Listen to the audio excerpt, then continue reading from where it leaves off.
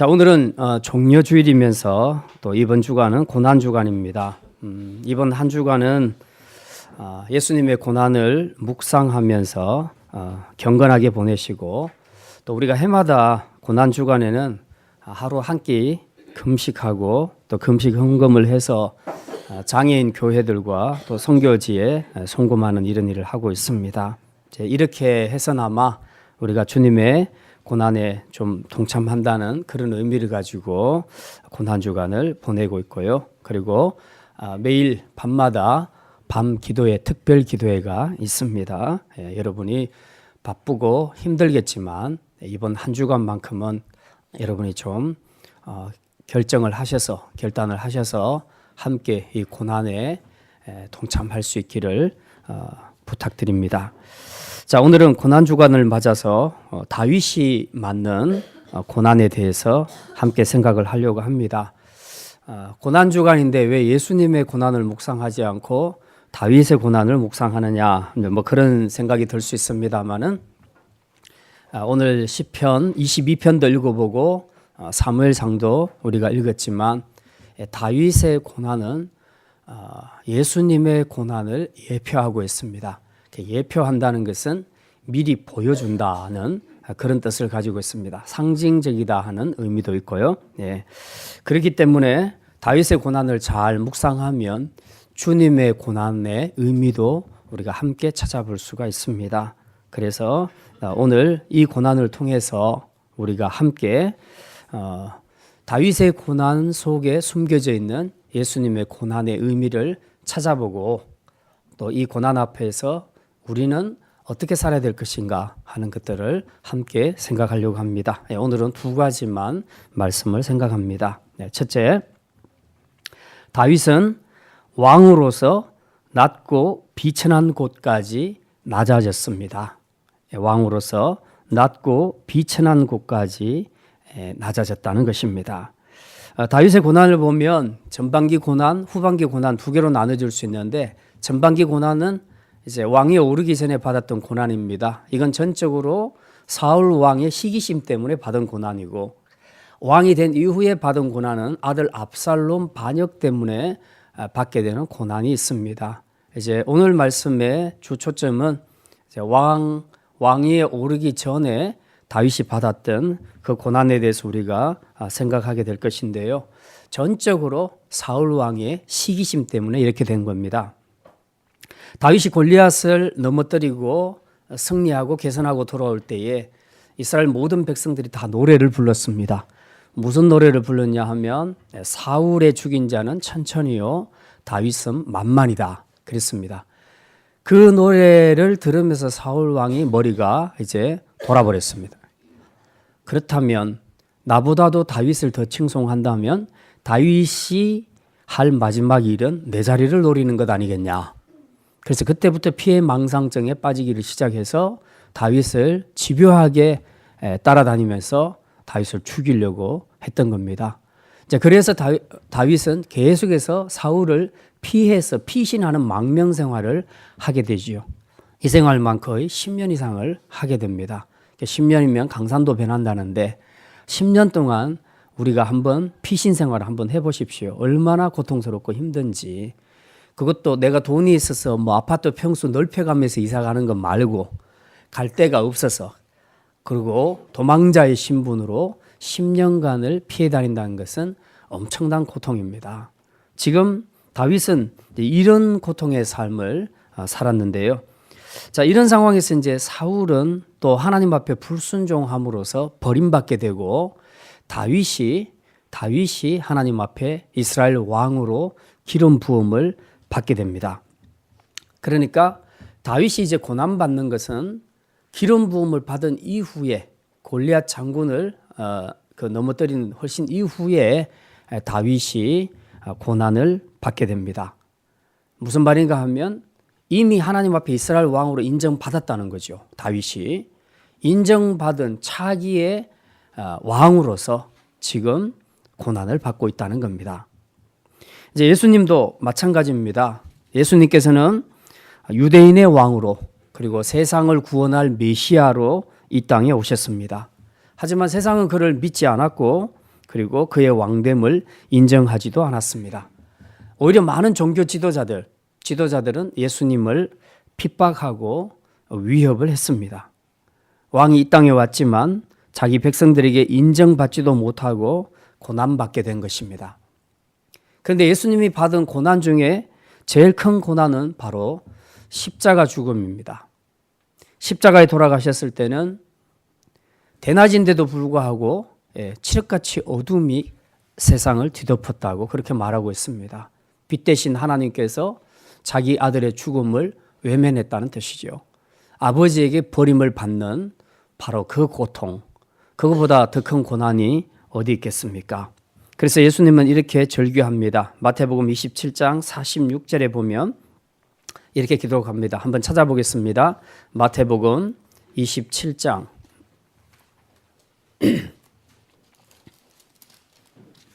46절입니다. 찾았으면 46절 같이 읽겠습니다. 제 9시쯤에 예수께서 크게 소리질러 이르시되 엘리 엘리 라마 사박다니 하시니 이는 곧 나의 하나님 어찌하여 나를 버리셨나이까 하는 뜻이라. 예수님께서 십자가상에서 이렇게 절규하셨습니다. 3년 동안 엄청나게 고난도 많이 받으셨지만 그 최고 절정의 고난은 십자가의 죽음이고, 그리고 아버지께 버림받는 순간, 이 순간이 가장 큰 고난이라고 말할 수 있습니다. 그런데 오늘 본문 시편 22편에 보면요, 1절 2절에 보면 똑같은 것을 고백을 하고 있습니다. 시편 22편 우리가 아까 찾아봤는데요, 잠깐 한 번 더 보겠습니다. 시편 22편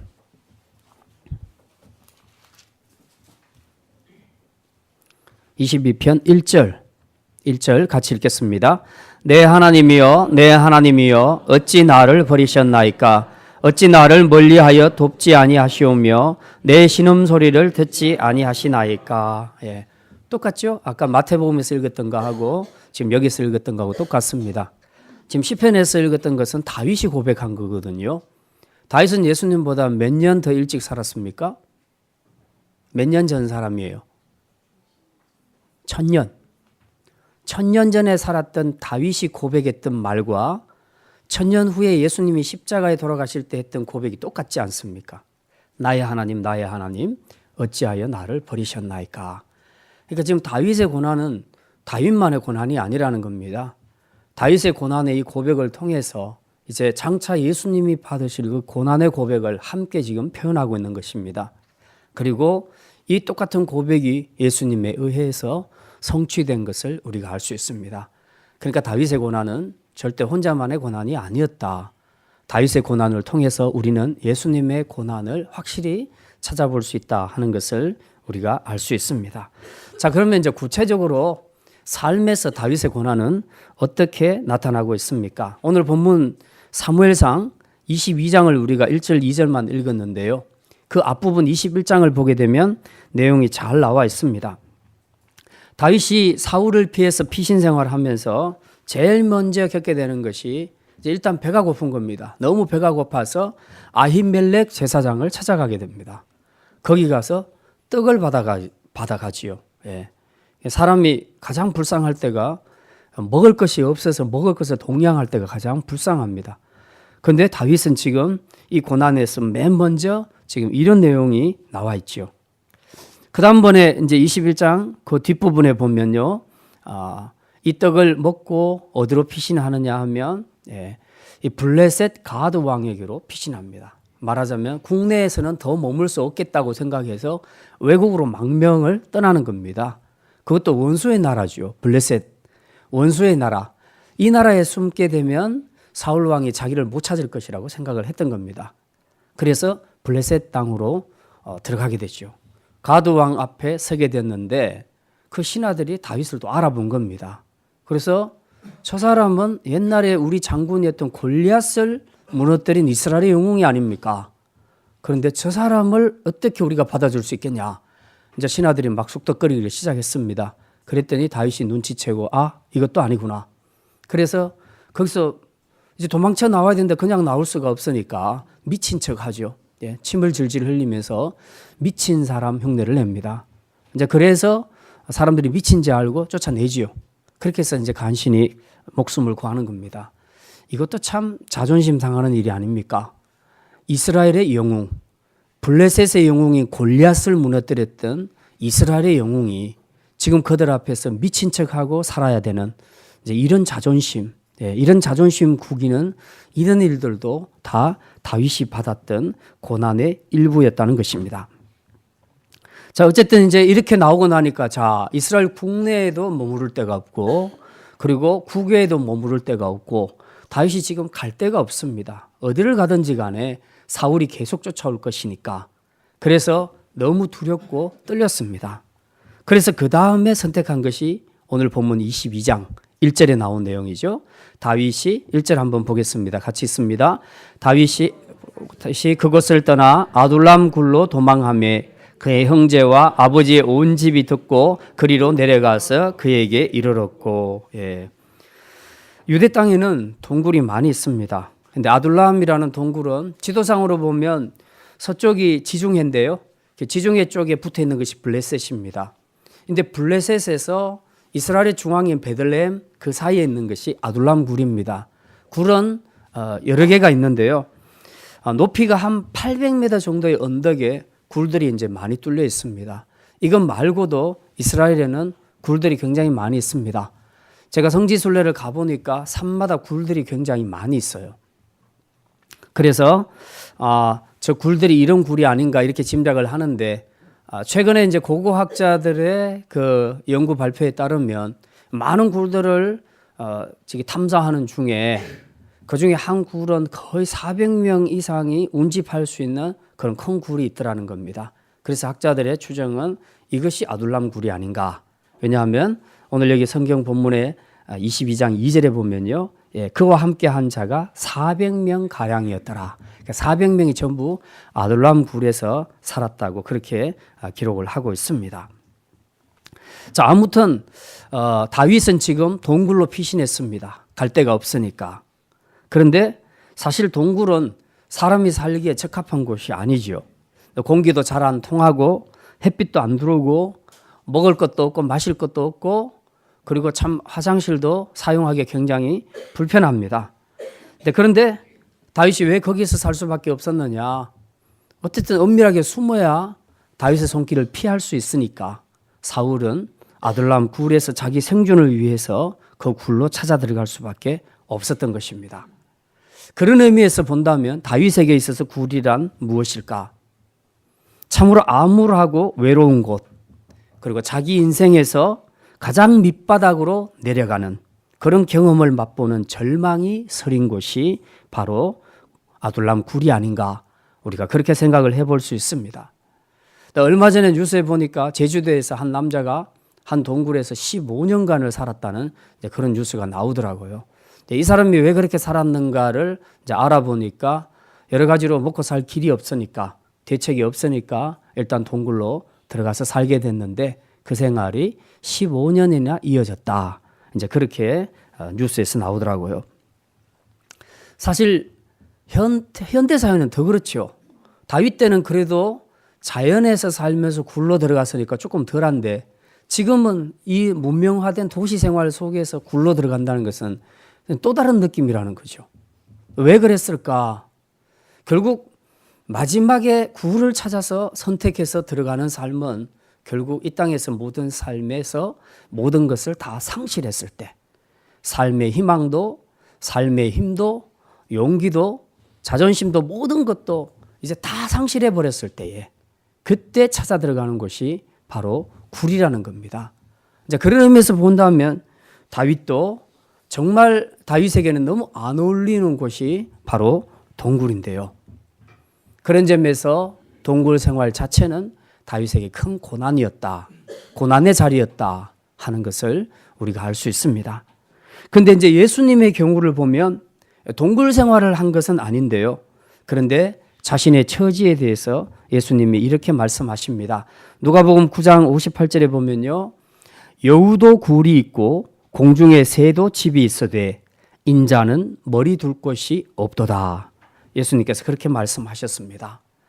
실제로 예수님은 메시아로 왕으로 이 땅에 오셨지만 거처할 곳 제대로 없었습니다.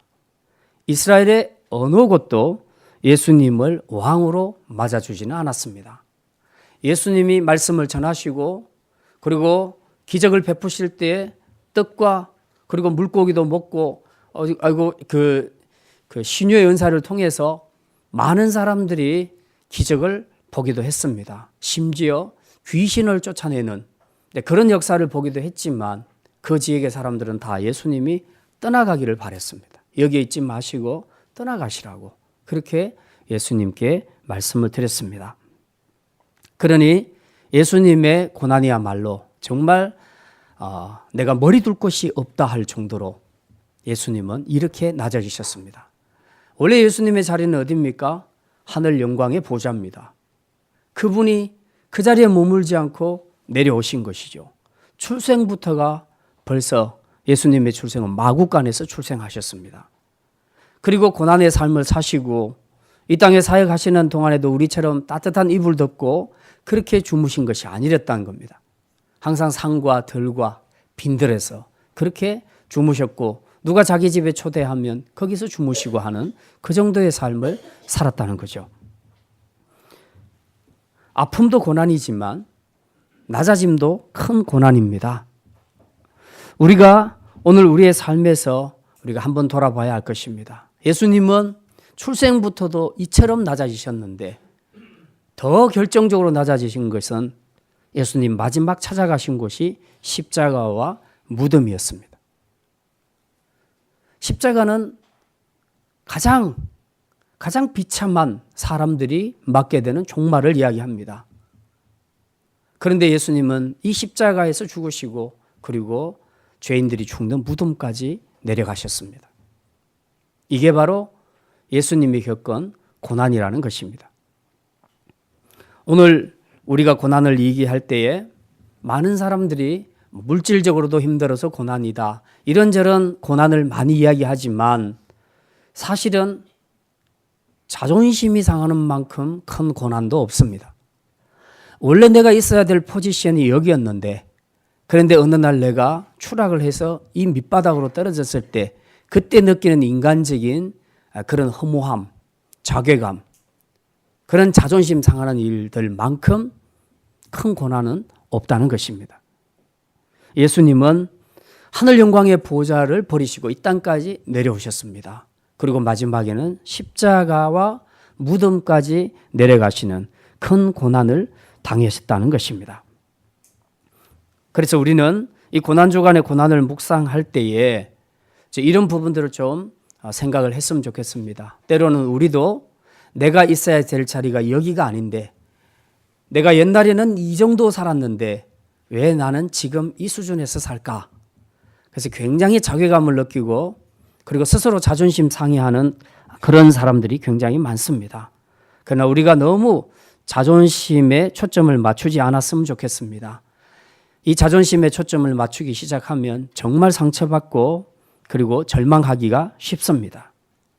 우리의 낮아짐 굉장한 것 같지만 그러나 예수님의 낮아짐에 비하면 아무것도 아니라는 겁니다. 다윗 왕의 낮아짐에 비하면 아무것도 아니라는 겁니다. 이미 왕으로 기름 부음 받은 예비 왕이 지금 비류들이 살고 있는 아둘람 굴로 들어갔다는 거, 이것보다도 더 자존심 상하는 일이 어디 있겠습니까? 그보다 더한 것은 하늘 영광의 보좌에 계셔야 될 분이 이 땅까지 내려오셨다는 거, 그것도 십자가와 무덤까지 내려가셨다는 거, 이것보다 더 비천한 낮아짐이 어디 있겠습니까? 이거야말로 가장 자존심 상하는 일이 아니겠습니까? 그런데 우리는 조금만 힘들고 조금만 내 위치가 낮아지고 그렇게 되면 그걸 못 견뎌서 옛날에 나는 이렇지 않았는데 왜 내가 이런 삶을 살아야 하나 하고 스스로 좌절하고 실망하고 낙심하는 그런 사람들을 우리는 굉장히 많이 봅니다. 우리의 낮아짐, 우리 안에 낮아짐이 일어날 때에 너무 자존심에 초점을 맞추지 마시기를 바랍니다. 특별히 그 낮아짐이 내 잘못이 아니라면 더더욱이 그렇게 반응할 필요는 없습니다. 주님은 어쩌면 우리가 지금보다 더 낮아지기를 원할지 모릅니다. 그리고 그 낮아짐을 통해서 우리가 더 풍성하고 아름다운 주님의 계획을 이루시려고 생각하실지 모른다는 겁니다. 그러므로 이제 우리가 세상 사람들 앞에서 낮아지는 것에 대해서 우리가 마음을 빼앗기지 말고, 그때 우리가 우리 자신을 초라하게 여기지 말고 실망하거나 낙심하지도 말고, 오히려 내 스스로가 주님 앞에서 스스로 자기를 낮추는 그런 삶을 통해서 이제 내가 낮아진 만큼 더 많은 사람들을 품고 섬길 수 있는, 그래서 그들을 주님께로 인도해 낼 수 있는 그런 축복의 사람, 축복의 통로가 다 되시기를 주님의 이름으로 축원합니다. 그러면 먹구름 뒤에 찬란한 태양이 있듯이 우리가 겪는 고난 후에 하나님이 허락하시는 아름다운 회복과 풍성함의 축복이 있을 줄 믿습니다. 자, 두 번째 말씀입니다. 왕으로서 다윗은 낮고 비천한 사람들과 함께 했습니다. 아까는 왕으로서 다윗은 낮고 비천한 자리로 내려갔다고 했는데, 좀 비슷하긴 합니다만은, 두 번째 말씀은 다윗은 낮고 비천한 사람들과 함께 했다는 것입니다. 22장 2절에 보면요, 다윗이 아둘람 굴에 갔을 때 그와 함께한 사람들이 나옵니다. 그 1절에 보면 맨 먼저 누가 옵니까? 아둘람 굴에 그의 형제와 아버지의 온 집이 왔다. 가족들이 왔다는 얘기죠. 그리고 이제 그 다음에 그를 찾아온 사람들이 누구였는가? 2절에 나와 있습니다. 2절 말씀, 사무엘상 22장 2절 말씀, 우리 같이 읽겠습니다. 환난당한 모든 자와 빚진 모든 자와 마음이 원통한 자가 다 그에게로 모였고 그는 그들의 우두머리가 되었는데 그와 함께 한 자가 400명 가량이었더라. 2절을 잘 보시면 얼른 봐도 대충 어떤 부류인지 알겠죠. 아둘람에 찾아온 사람들이 어떤 부류였는가. 이 사람들은 대부분 사울 왕의 통치 아래에서 아주 억울한 일을 겪거나 어려움을 겪거나 아니면 물질적으로 빚을 져서 가난한 자, 완전히 파산한 사람들, 그리고 마음의 억울한 일, 원통한 일을 당한 사람들입니다. 말하자면 그 당시 사회의 비주류들이죠. 비주류들. 요즘 젊은이들이 하는 말로 하면 루저들입니다. 인생의 실패자들. 그리고 사회에서 소외받고 왕따당하고 무시당하는 그런 사람들. 그런 사람들이 지금 아둘람 굴에 다 들어왔다는 겁니다. 누구를 찾아서? 다윗을 찾아서. 다윗을 찾아서 이들이 다 함께 들어왔다고 그렇게 말하고 있습니다. 이들은 지금 자신들이 살고 있는 삶의 현장에서는 도저히 삶을 영위해 나갈 수 없다고 생각을 했습니다. 그래서 그들은 모두 다윗이 있는 아둘람 굴을 찾아오게 되었죠. 근데 사실 다윗도 가만히 보면 다윗도 지금 현재 상황에서는 루저 아닙니까? 실패자입니다. 도망자입니다. 지금 주류가 아니고 완전히 비주류로 밀려났고 반역자로 찍혀있는 그런 상태입니다. 자, 이런 다윗을 보면서 옛날에 골리앗을 무너뜨렸던 영웅으로 연상을 할 수 있겠는가? 그렇지 않다는 거죠. 세상 사람들은 이제 다윗을 보면서 야, 정말 별 볼 일 없는 초라한 존재가 되었구나. 그렇게 다들 생각을 했다는 것입니다.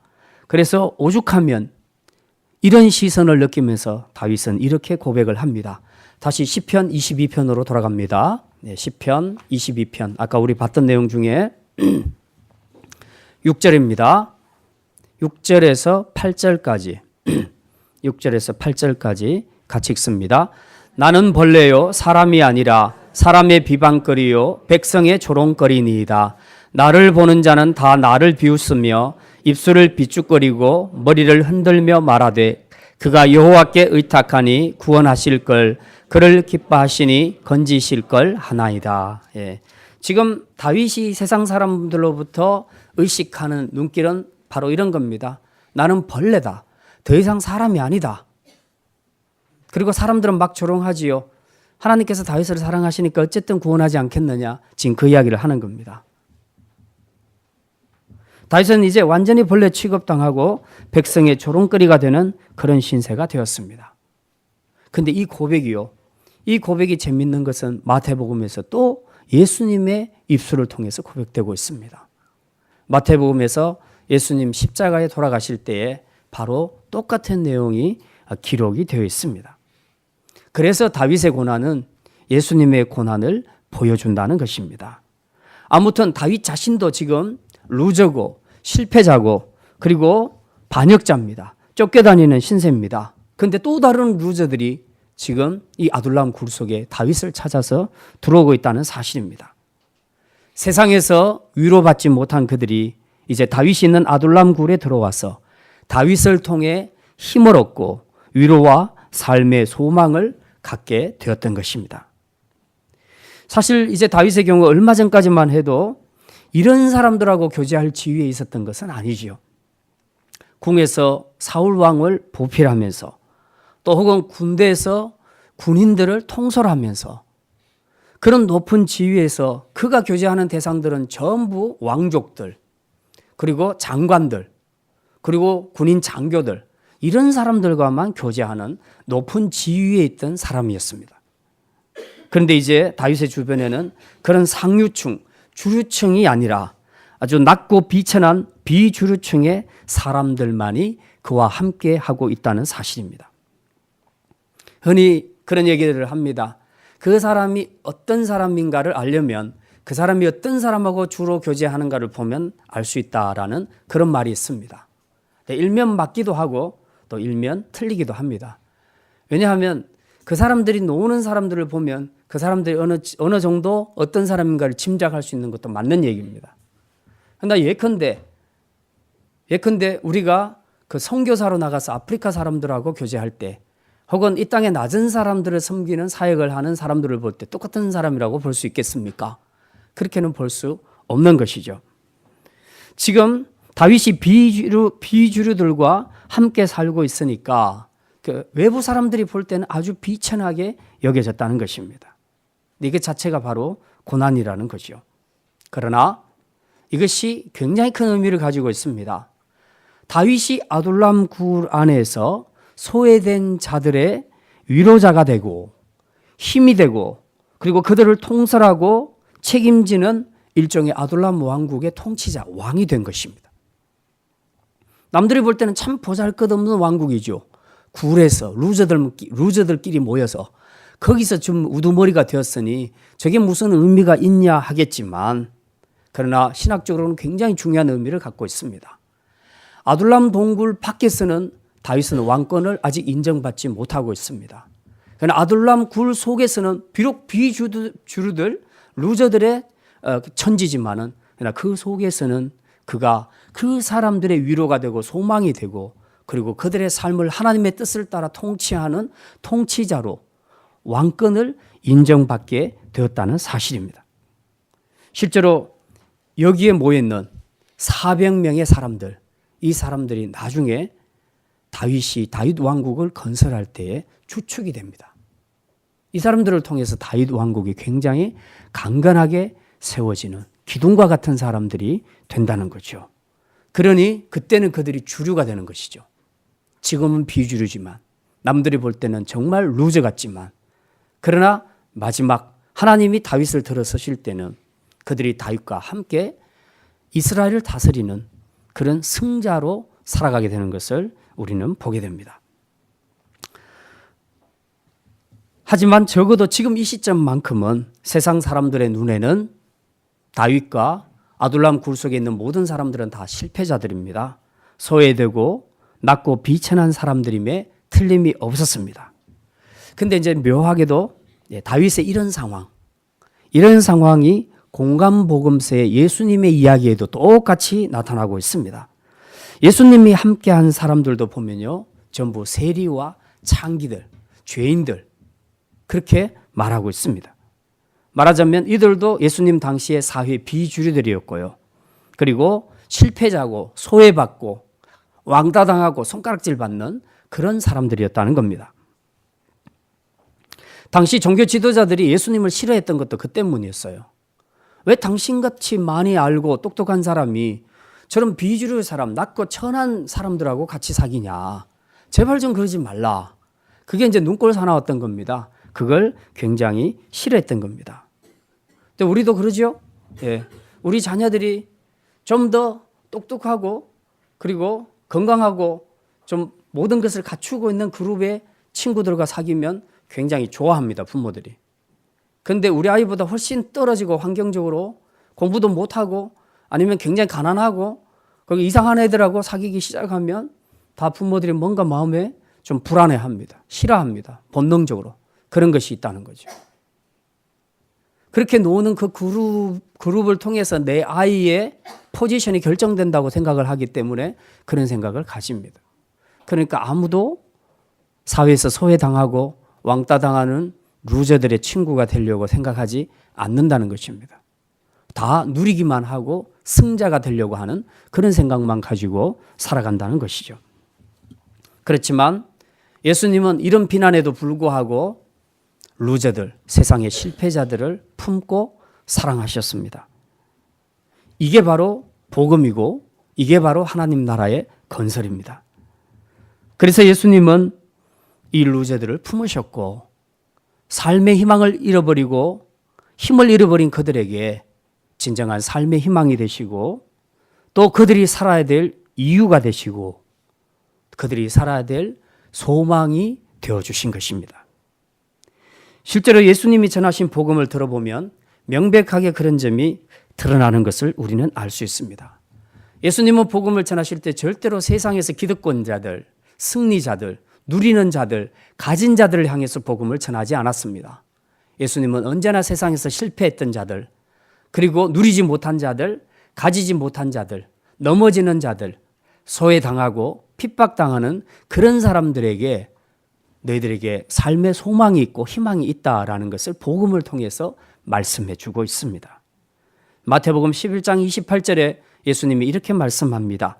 수고하고 무거운 짐진 자들아 다 내게로 오라. 내가 너희를 쉬게 하리라. 얼마나 반가운 말씀입니까? 내 삶이 지금 내 뜻대로 되지 않는데 그래서 늘 넘어지고 실패하고 그리고 조금 나은 사람은 밥은 먹고는 사는데 근데 삶이 너무 고단하고 힘들 때 정말 이 삶을 어떨 때는 그냥 좀 놔버리고 싶다. 내가 왜 결혼을 했던가? 내가 처자식만 없어도 이러지는 않을 건데 막 이런 생각들을 막 하지요. 내 지금 이 삶을 그냥 놔버리고 싶은 이런 절망의 때가 분명히 사람들마다 있을 수 있다는 것입니다. 이런 무거운 짐, 이걸 어떻게 벗어버릴 수 있을까? 그래서 어떤 사람들은 이 삶의 무게가 너무 무거워서 자신의 목숨을 스스로 끊어버리는 그런 사람들도 있습니다. 어쨌든 우리가 가지고 있는, 겪고 있는 이 무거운 인생의 짐들을 쉽게 어떻게 처리해내지 못하는 이런 갈등 속에서 우리는 살아가고 있습니다. 그런데 참 감사하게도 예수님께서는 바로 이런 사람들에게 희망의 메시지를 주고 있습니다. 수고하고 무거운 짐진 자들아, 너희들이 힘드냐? 다 내게로 와라. 그리고 나에게 짐을 다 맡겨라. 내가 너희를 쉬게 해줄게. 예수님께서 그렇게 말씀하십니다. 그분은 실제로 우리의 모든 죄짐을 다 지시고 십자가에 죽으심으로 우리를 이 죄의 멍에에서 영원히 해방시켜 주셨습니다. 죄로 인해서 이 세상에 찾아온 인생의 모든 무거운 짐과 고통의 가장 근본적인 문제를 해결해 주셨다는 사실입니다. 그러므로 이제 우리는 더 이상 인생의 무거운 짐지고 고통과 절망과 좌절 속에서 살 이유가 없습니다. 이제 이 문제를 십자가를 통해 해결해 주신 주님께 나아가기만 하면 우리는 이 모든 고통으로부터 자유하게 될 줄 믿습니다. 이제 저와 여러분들이 이 고난주간에 묵상해야 될 것들은 바로 이것입니다. 주님의 고난 너무 감사하고요.